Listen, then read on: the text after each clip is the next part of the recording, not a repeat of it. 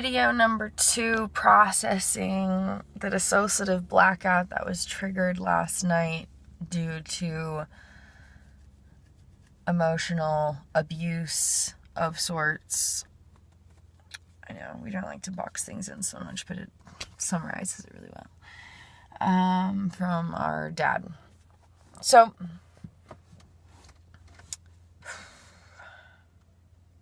yeah, things I brought up.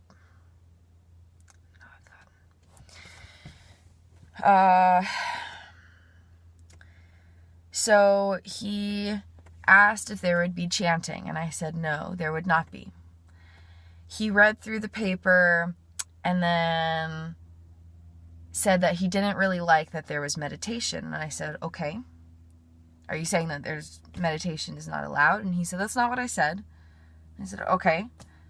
And he said, I just don't really like, I'm just not really, how did he word it? It was something about, I don't like the feeling of it. It's not really my thing, kind of a comment. I forget the exact wording though. And I said, okay, I'm not asking your opinion on this. I'm asking if I'm allowed to host this event here. I know you don't personally like these things. That's not what I'm asking. That's not what this conversation is about. Can I host this event here? And do you have any questions related to that? And he got mad at me for that and said that my tone was coming across as something really shitty, basically. And he started to lecture me and tell me the conversation's done and to leave him alone. And so I walked away, and my mom was like, no, finish the conversation. And at that point, of course, I'm already triggered and dissociating, but working hard to stay present with parts and my full body trembling, dripping sweat, but trying to, keep my lobes engaged and slow my speech and do all these things to help me stay present through the bullshit of it all. And then my mom, and then my dad had made another comment about how, for example, his literal comment when I handed him the paper was, for example, I would not allow a Buddhist event here. And I said, okay, what does that have to do with my event? This event is not related to religion. And he said, I know, I understand that. I'm just saying that if a Buddhist were to try to host an event here, I would not allow them to do that. And I said, I know, but what does that have to do with this? This is not a religious event. And he said, I know, I understand that. And I'm like, okay, then what, And he literally just goes in circles. And as if he doesn't agree with something, he doesn't feel the need to explain himself. And so in his response of explaining himself, he basically just says whatever his comment is and just leaves it at that, and then makes you feel crazy when you're not understanding that his opinion is correct. And I'm like, what does that your opinion being correct have to do with me asking you a direct yes or no question that has to do with physical rules here, not your personal opinion on an unrelated subject matter, And then to shut me down and say that I'm the one making him feel a certain way, and I'm coming across as disrespectful, and I'm coming across as condescending, and I need to leave the room because I'm coming across as this, when his ego is clearly the one that's fucking wounded as shit. Because I'm sitting there calmly explaining myself, asking clarifying questions, and they're sitting there dumbfounded. What? My emotional reaction isn't enough of an argument for you? I'm not understanding. And so, my mom was trying to, bridge the gap, and her response was also commenting about religion. And I'm like, this is not a religious event. What does your religion have to do with my question? And then she's like, I think we just don't know what this meditation is. And I'm like, okay, well, that's an honest fucking thing. You're allowed to say shit like that. You're allowed to give honest commentary and ask clarifying questions. That's called having a fucking conversation. Woo! Is that so foreign to actually engage in a mature conversation where you're not just berating each other? Is that so out of your paradigm that you are physically incapable of accomplishing that task? How fucking sad is that? Fucking sad. And it has to be sad, otherwise it's purely infuriating, because if it's not sad, then it's a direct insult to who I am, and I know that that's not the truth. Their inability to engage their brain in a mature capacity, their inability to directly respond to direct questions is not a reflection on me, and I finally know that. I just hope to know it in my heart someday. And so my mom's pretending to try, not pretending, she's trying to bridge the gap, not doing anything actually helpful. And she goes off about religion. And so then she's like, well, maybe if you can give us an example of meditation. I said, I responded, I can't even do it right now because I'm in a heated state, more so even than then. But I responded very calmly, very maturely, very calm voice, very slow speech, very articulate. And I said, thank you. That's something I can respond to. And I sat down and I literally demonstrated my meditation, where you just sit there and breathe and be aware of your bodies to reduce the anxiety and stress chemicals in your brain. Like, was that so fucking hard? And so then I'm like, finally, a breakthrough. Like, is somebody gonna, like, take this knowledge and, like, you know, do something about it and know that, like, I'm not, like, some crazy person secretly having some culty event in your backyard? Like, the fucking judgmental assumptions they make about their own children. And then they turn around and pretend that they love us unconditionally. And then I feel like the crazy one for thinking that this isn't unconditional love, you know? It's really, really horseshit. And I really can't heal from this living here. Like, I've reached so much healing just by being here. And it's been, like, amazing that I've been able to get that. But this piece, I just don't know if I can transmute it. It really requires being around my own energy, where I'm constantly being stronger than the energy that's making these other neural pathways stronger. And that's just not happening right now. They're constantly here, and their energy is very powerful, and my energy is powerful some days. And so it's not enough to rewire those neural pathways. It's not. I don't have that faith anymore. I really don't. So anyway, and so the real kicker. So the whole argument that led to a dissociative blackout, where I was sobbing at the top of my lungs and literally screaming, "You are breaking my heart," repeatedly. Before going in and not being kind to myself. And so it was that my dad said, will there be chanting? And this was now the second time he had asked this. And again, I explained, no, there will not be chanting. I have not mentioned chanting. Chanting is not listed on the paper. There will not be chanting. So I have now explained a total of 5 times that there will not be chanting. His response is, well, do you call chanting something else? Obviously, he doesn't believe me that there won't be chanting. Obviously, he doesn't trust that I'm communicating with him honestly. Like, that statement very, very, very obviously states many, many things about what's happening in his brain in relation to the words I'm speaking. And that's just me using my brain.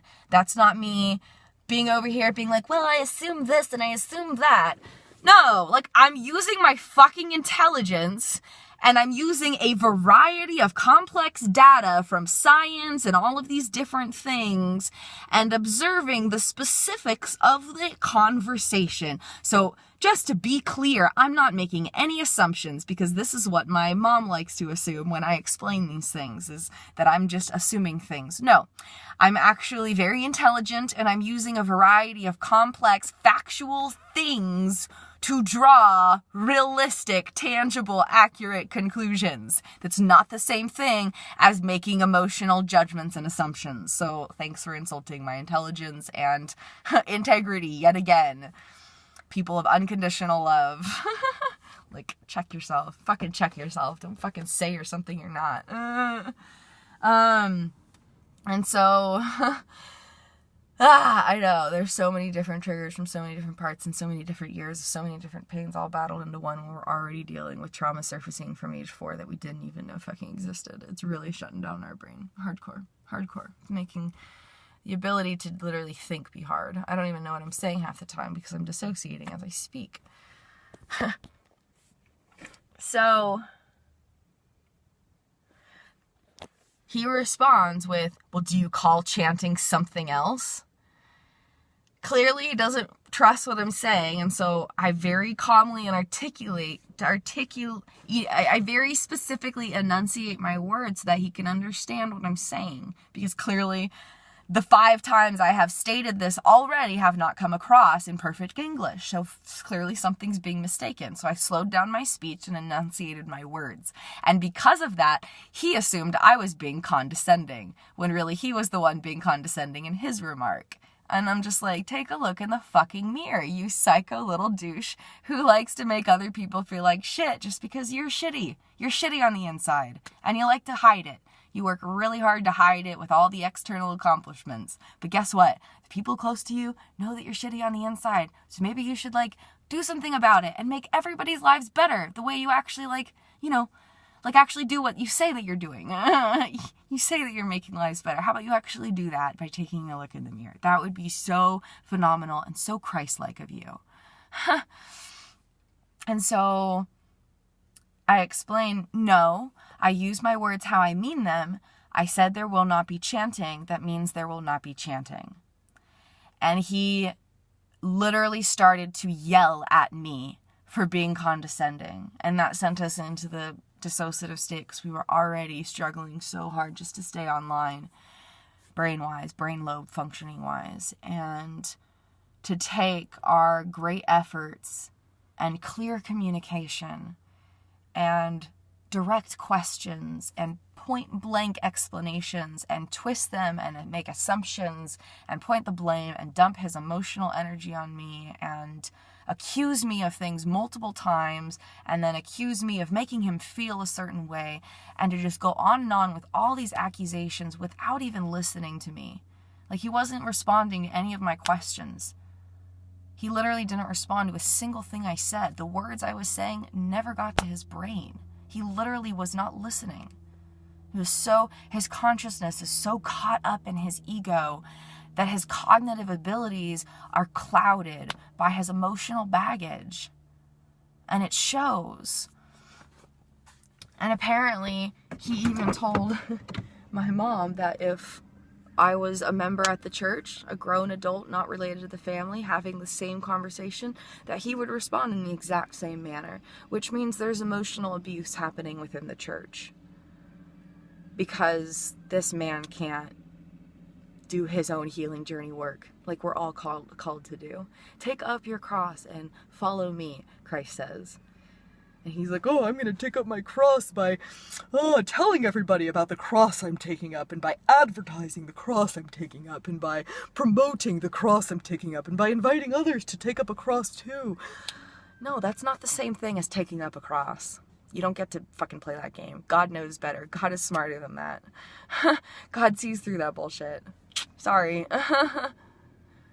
God sees to the heart, and the heart of everything that he's doing for missions is to cover up his own crap. I'm amazed and grateful that God can work through it, because that's what God does. But the God that's being experienced through my dad's work, it's not from my dad. And it could be. That's the sad thing. It could be. And it could be even more impactful than it is, which is mind-boggling to think. He has so much power. And it could be used for so much endless good. Right now, it's being used for limited good. That's kind of how I see it.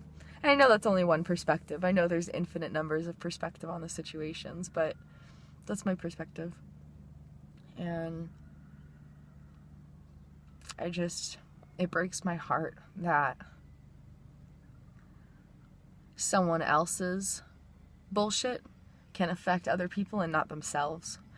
My brain and my struggles internally affect me much more than they affect other people. For the majority of my life, I was functioning very normally externally and being fine for everybody else, but internally I was suffering deeply.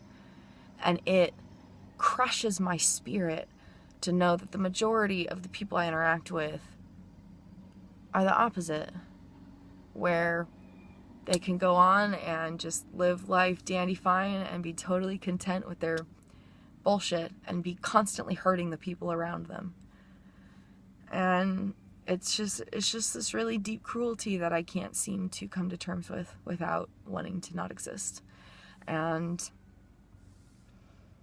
I don't know how to let my mental limitations define me, because they're so directly related to my ability to perceive my identity and to communicate and to perceive my future and to dream and to accomplish tasks at hand and to be an adult and all these other things. And I don't know how to make this life thing work with my brain being the way that it is. Especially when the few good things in life can turn to darkness so quickly, and the few hopes and dreams and things I can mentally and physically do and mentally and physically engage with and connect with, and the people I can trust and communicate with effectively, just changes in a matter of hours, and I can't get it to change back. And knowing that I've been in this place so many million times before, and knowing that there isn't an answer unless I create one for myself, it makes hope pretty hard. It makes concocting a will to fight pretty hard. It makes focusing on the blessings in life really hard, because I can't stop looking at the big picture, because it's so daunting and so overwhelming and so all-consuming and so, like, it just protrudes into every moment. Like, I can't walk outside my bedroom without being reminded of the big picture. That is so overwhelmingly hopeless, and that really makes it mentally difficult to focus on the present. Like, I can sit there and describe to myself, I'm looking at a leaf right now, but I won't see the leaf. I could sit there for an hour and I still won't see the leaf. My mind's not able to engage because it's busy with all these subconscious things beyond my control that are causing me great misery. And I don't know how to chase my hopes and dreams if I can't do the work needed mentally, and I can't effectively communicate all the work that needs to be done and contribute, and I can't, like, get a job or, be a normal functioning adult in the meantime until I figure out my brain. And I can't figure out my brain because my brain's not letting me function enough to figure things out. And with all this downtime without being able to do any work, I can't enjoy anything. And the combination of those facts always leads to a conclusion of, I wish I was dead. And I don't know how to change that conclusion. I don't know how to change that answer. Because I know my brain's asking a question when we're going over these details. I know my brain's trying to find an answer. It's asking a question when it's going over all this data. And I don't know how to change the answer that it draws. I don't know how to change the conclusion that it comes to. Anything I try to feed it is just resonated, and I can tell my language centers are going down now.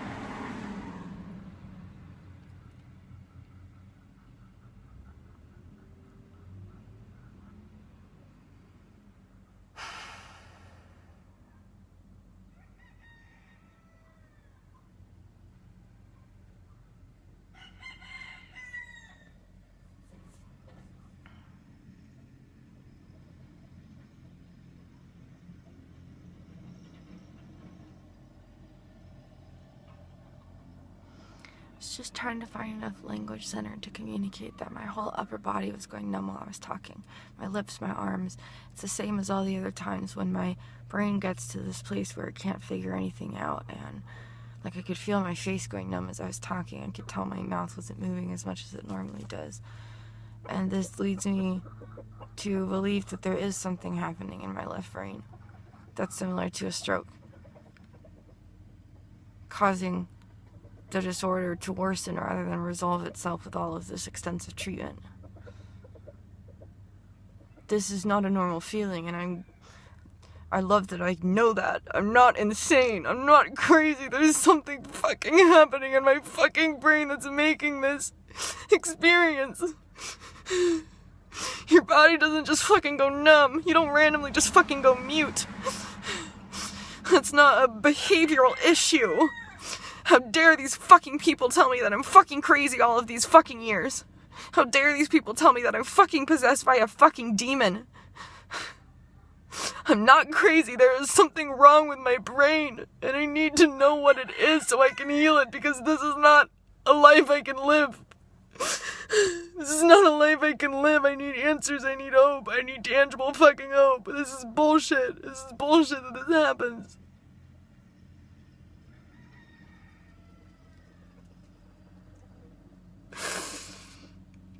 The specific clarity of thought is so direct. Like, I can tell that it's something in my brain, not just something in my mind. I know the difference between a bad mood and a bad, like, brain state, if you will. There has to be something going on. There has to be some kind of answers that we haven't found yet. There's no way that life is meant to be this difficult. There's absolutely no fucking way. I won't take that for an answer. There's something happening in my brain that's causing these things. And with extensive meditation, I've gained extensive inner tools, but it's still not enough. It's still something beyond my cognitive abilities, even when my cognitive abilities are at their optimal functioning capacities on all levels. And it affects my ability to regulate emotions. It affects my ability to understand words and put things in the correct contents, because my whole consciousness processes things in fragmentation, and the part of me that has an emotional context, and the part of me that has a survival logical context, and the part of me that has the emotional, logic, survive, and intellectual, creatively engaged.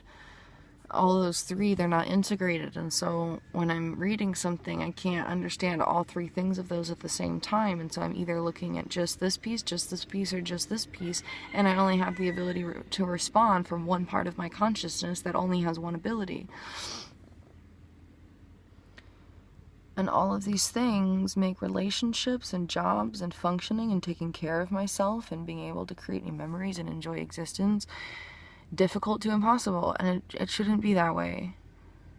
My depression is valid, and there has to be some way that we can make life less shitty, neurobiologically. There's no way that we are this progressed with human evolution that we can't do anything about this. So, this is our self-therapization.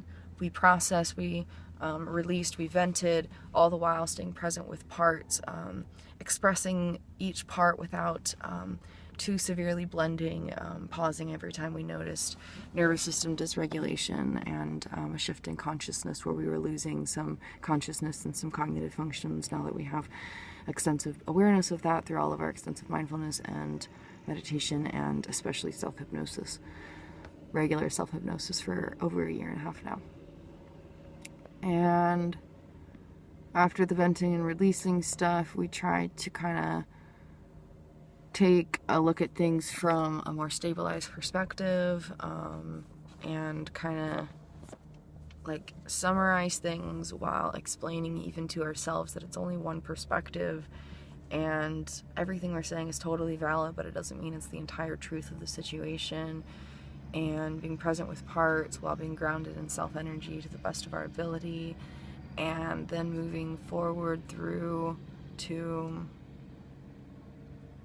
noticing things in my brain and my body. And we expressed ourselves to a point of cognitive shutdown. Like, we don't usually express ourselves in this way to this extent because it causes our brain to shut down. Like, the mutism came with emotions, but then with other things too. And so there's like this combination of, I don't know what causes what. Like, if a seizure's happening and it causes these emotions, which cause these cognitive functions, which cause more emotional reaction, that's kind of like my working theory. And so we looked at that and then looked at why there isn't hope and what there needs to be for hope. And we feel a decrease of intensity from when we began recording this. We've expressed ourselves, we've established presence with parts, we've validated the struggles. We worked our best to release blame. Like, we're in charge of our brain and our happiness, and how the consciousness and, happiness and whatnot of others functions. It affects us energetically, but it doesn't dictate our worth or our, anything like that. And so that's just a little peek into our self-therapization process. That's kind of where we go, because our brain's not working well, so it's not like we can be on a cognitive level of a therapist in any capacity when we truly need it, which is the main challenge. But when we can use all the different tools we have, dual awareness, mindfulness, unblending, and stick to a goal of claiming responsibility for my healing, and not just let me see who I can blame for what I'm experiencing, which was usually a subconscious goal when I would be speaking. What is this?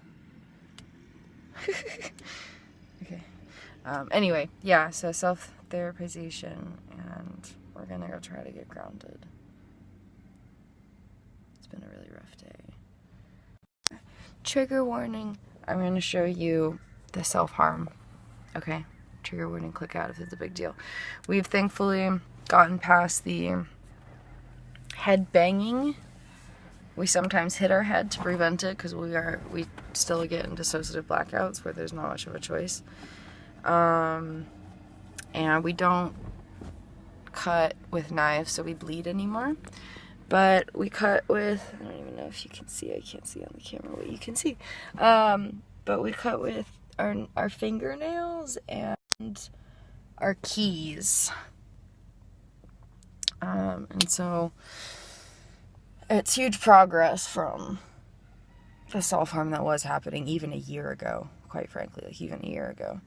And after 10 years of it being a, chronic habit, we've never gone a whole year without self-harming in the past decade.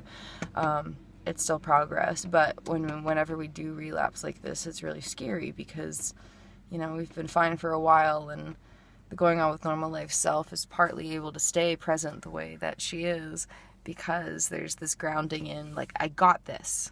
We have the tools to handle things now. I got this. And as soon as there's not a feeling of I got this, then that's where dissociation happens, because feeling afraid or feeling worried or any subconscious feeling of I don't got this is an emotion, and emotions are how parts communicate, because emotions are how the subconscious communicates, and parts live in the subconscious when you have structural dissociation. And so I totally lost my train of thought.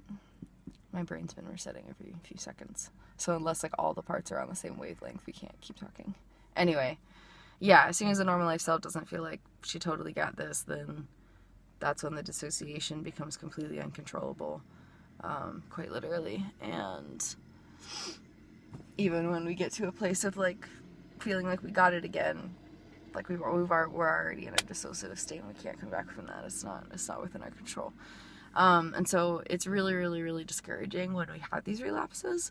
But that's from an going on normal life self's perspective of but I thought I was normal and fine and doing better, and now suddenly I'm not.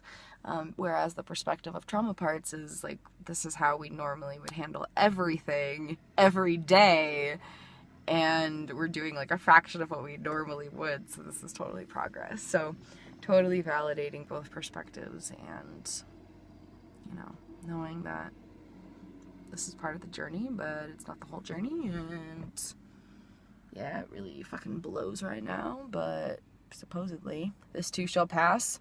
I've said that in the past, and it seemed to be true-ish, so I don't know, we'll see. Anyway, self-therapization, we'll end it here. We usually like to have a better happy ending, but therapy doesn't have to be happy. Therapy doesn't have to come to magical answers. Therapy doesn't have to make sense of everything right away. I kind of thought that it was supposed to, and that's just not real life. And we can't expect unrealistic things, or we're gonna forfeit our own power. And hurt our own beings in a sense. And so just knowing that therapy is allowed to be whatever it is, and sometimes it's just word vomit, and sometimes you have breakthroughs, and sometimes you cry, and sometimes you talk, and sometimes you don't show up, and sometimes you do, and you know, it's all part of the journey. It's all a process. So, okay, bye. Thanks for being here. I love you. Goodbye.